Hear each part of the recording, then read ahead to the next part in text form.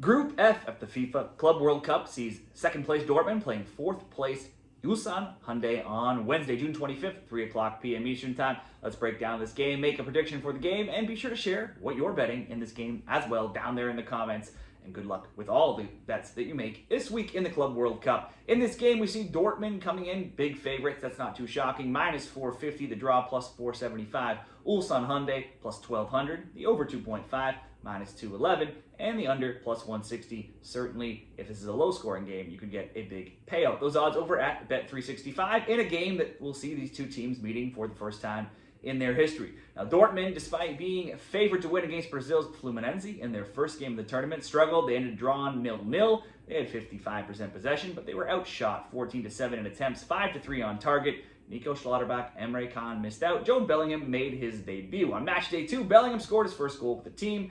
Nemcha Grace and an own goal saw Dortmund score 4 times versus Mamelodi Sundowns, and they took a 4-1 commanding lead. It looked like things would be over, but they were made to hang on in that game as they let in some more late goals and went on to win just 4-3. Mamelodi had plenty of chances in that game with 16 attempts and 60% of the possession.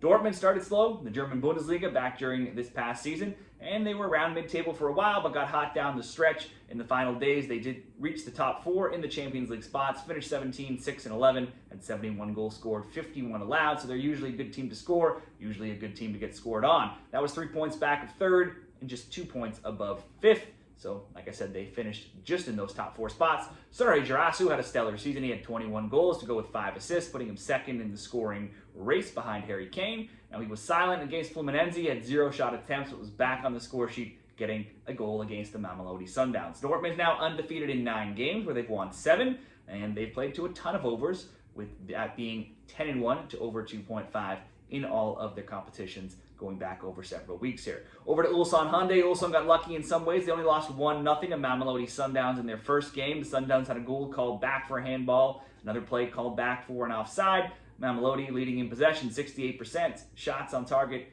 shots 14-9. But it was Ulsan who had the more shots on target, just 3-2. Despite the loss, Ulsan only allowed 2 shots on target. One was the goal, another a free kick. Over to match day 2, Ulsan had many more shots on target. Mostly sat back in a low block, hoping to frustrate Brazil's Fluminense. That plan worked out for them for a little bit in the first half. Fluminense scored first, but Ulsan struck twice before the half, and they took the shocking 2-1 lead into half. Now from there, it was all Fluminense scoring 3 more times, and they went on to win that game 4-2. Fluminense led in possession 17%, shots 25-10, and shots on target 8-3. Ulsan right now are third in Korea's K-League 1, 8-5-6. They've scored 23 times, allowed 19. Title may be out of reach as they're 9 points back of Jeonbuk for first. They did win the title, though, in the 3 years prior. Eric from Brazil will be their top scorer. He has 8 goals in 14 league games and 9 across all competitions. Ulsan's form is now a dead even 3-3-3 across their last 9 across all matches. Both teams to score bets, though, have been cashing like crazy at 8-1. They've scored in 11 of 13 and also conceded in 10 of 12.